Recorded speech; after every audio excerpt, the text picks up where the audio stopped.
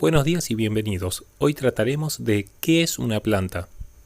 Parece que esta pregunta es bastante simple, sencilla, fácil de responder. Todo el mundo convive con plantas, vive de ellas. Respiramos su aire e inclusive las comemos o las cultivamos. Es bonito ver cuando termina de llover cómo los pajaritos acompañan el video.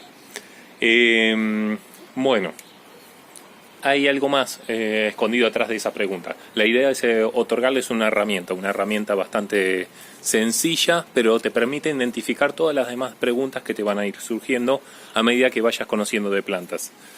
Hay muchas cosas que suceden en internet, pequeños videos que intentan solucionar ciertas cuestiones, preguntas o inclusive prácticas, pero nunca te dicen el alcance de eso.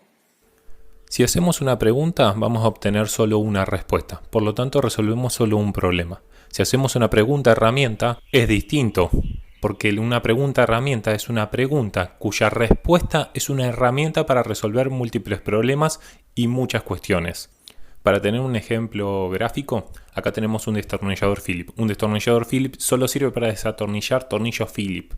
Por lo tanto, solo soluciona un problema. En cambio, una pregunta-herramienta sería como esta herramienta multifunción, donde las distintas puntas se cambian según la necesidad. Por lo tanto, soluciona múltiples problemas. Este destornillador tiene 30 puntas intercambiables, mientras que el Phillips solo tiene una. Aclarado esto, empecemos. Niveles de organización de los seres vivos. Para empezar a orientarnos, tomemos los niveles de organización de los seres vivos. La ciencia puede describir distintos grados de evolución o complejidad a través de cómo se fueron organizando sus partes. Los organismos más simples son los unicelulares. En estos tenemos representantes como las bacterias, los protozoos e inclusive algas unicelulares.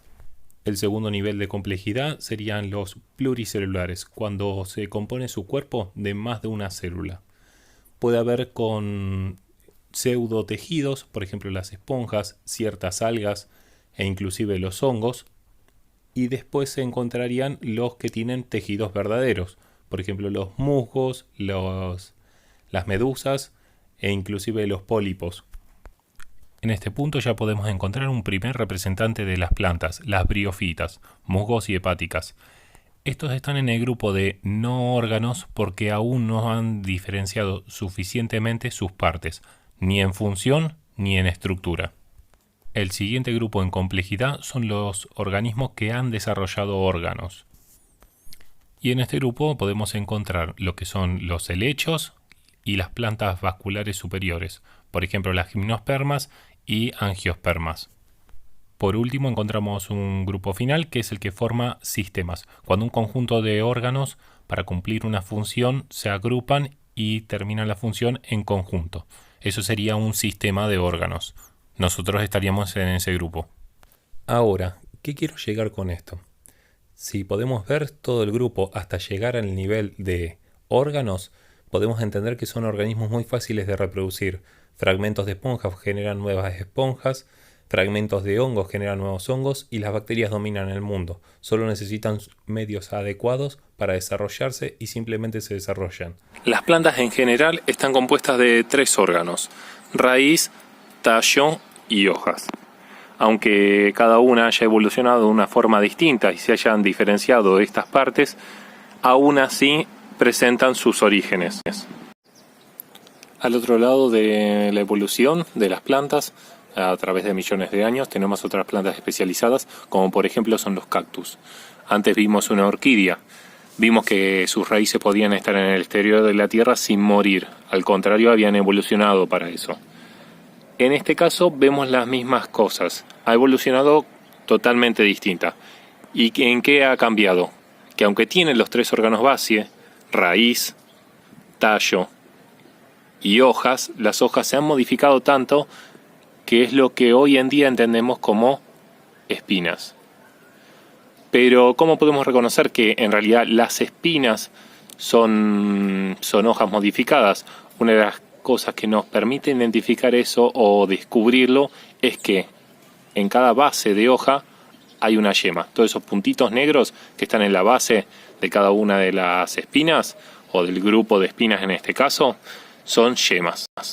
Ya pasado todo esto, va orientándose un poco de qué se refería la pregunta. Lo que vimos fueron las partes de la planta, y eso es una de las herramientas principales en el manejo de las plantas, su cultivo y su reproducción. ¿Por qué? Yo le mencioné dos elementos muy importantes que no sé si se dieron cuenta. Primero fue el tallo, un órgano principal que tiene la planta, y segundo fue unas estructuras particulares.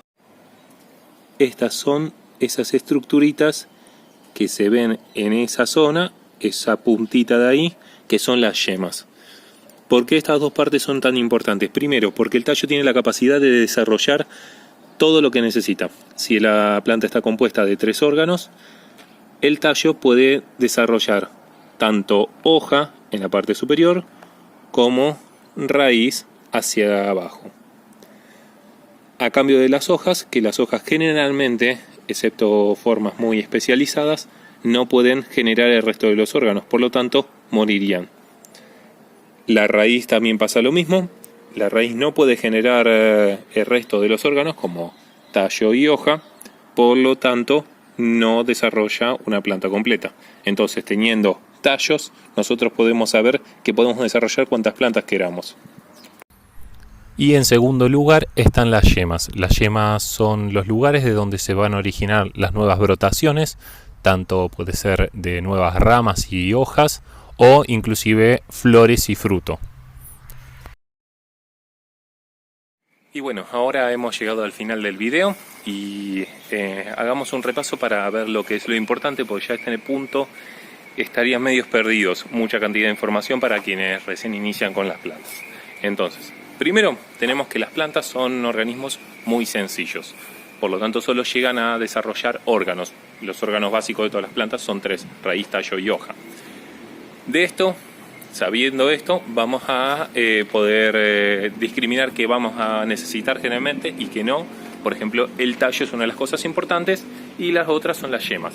El tallo, ¿por qué? Porque nos permite saber que podemos generar todos los demás órganos, por lo tanto con un cachito de tallo desarrollamos una planta entera, esto sea en cactus, en rosas, en cítricos o en generalidad de plantas.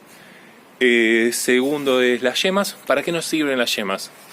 Como ven acá atrás tengo un ciruelo. El tema del ciruelo es que es una planta que se le caen las hojas, por lo tanto tenemos que reconocer las yemas al podar. Una herramienta para ayudar es saber las yemas. Las yemas es donde se van a originar ramas, hojas y flores. Si nosotros podamos las ramas, las yemas que vayan a desarrollar vegetativamente, o sea, ramas y hojas, esto nos va a permitir elegir qué va a brotar en este árbol. Por ejemplo, cortamos las partes vegetativas, las yemas vegetativas, y dejamos las de flor para que el árbol se llene de frutos, pero no se desarrolle en alto. Y después otras cosas que vamos a tener con esto de las yemas. Primero, una yema nos sirve también para injertar. Hay un injerto muy sencillo que se usa mucho en frutales, que es el injerto de yema. Y después elegir qué rama vamos a injertar. Por ejemplo, yo cometí el error que a este ciruelo le injerté una rama que tenía yemas de flor. Lo que ocasionó es que gaste energía formando una flor y en realidad nunca formó más ramitas y creció. Entonces, de meter un árbol multifrutal que se desarrolle rápido, me va a tirar flores, se van a caer porque no tienen energía y voy a tener que esperar otro año más para que recién desarrolle una rama con otra variedad de ciruelo o durazno o lo que le quiere poner encima. Y bueno, acá finalizando el video tenemos otro ejemplo de para qué nos sirven saber lo de las yemas. Por ejemplo, acá tenemos un bonsai o proyecto de bonsai que estoy haciendo para saber dónde se dirige la ramificación, porque el bonsai es en realidad una escultura en vida. Estás usando la naturaleza de la planta a tu favor para diseñarlo el árbol, seas igual en árboles que quieras podar, sean frutales y demás o ornamentales. En este caso es lo máximo de podado y modelado de un árbol, un bonsai. Ahora, si vos necesitas que, bueno, esta se ve bastante fea, necesitas que brote para este lado, pues lo que haces es cortás de este lado y como tiene la yemita, como se ve acá, ahí, no quiero que se vea mi cara, como se ve acá, en la axila de la hoja tiro un brote. esta rama es una rama cortada, capaz que necesitaríamos mejor ejemplo. Pero bueno, se entiende que en la axila de la hoja, en la parte donde se une la hoja y el tallo, hay una yema que hace un brote. Entonces si yo quiero que vaya para allá, corto esta. Entonces ya sabemos para dónde va. Entonces sería así. Si tiene una yema acá, una hoja acá y una hoja acá, si yo quiero que la rama que brote vaya para allá, lo que voy a aprovechar es esta yema. Esta yema que está en la base de la hoja. Corto y brota para allá. Si quiero que brote para allá, no voy a cortar esta hoja, sino a la altura de esta hoja. Entonces corto ahí y sale para el otro lado. Así es uno de los principios para saber cómo diseñar el bonsái. Y bueno, ya finalizando con este video, ya voy a dejar de afeitarme y cambiarme de remera, porque en realidad el video me lleva bastante tiempo para que quede bonito. Me despido y espero que les haya servido. Cualquier preguntita me pueden hacer en la parte de abajo, y si quieren asesoramiento de alguien más especializado en cosas más raras, les puedo pasar contactos. Eso es lo principal, que todos nos ayudemos. Bueno, muchas gracias y nos vemos en el próximo video.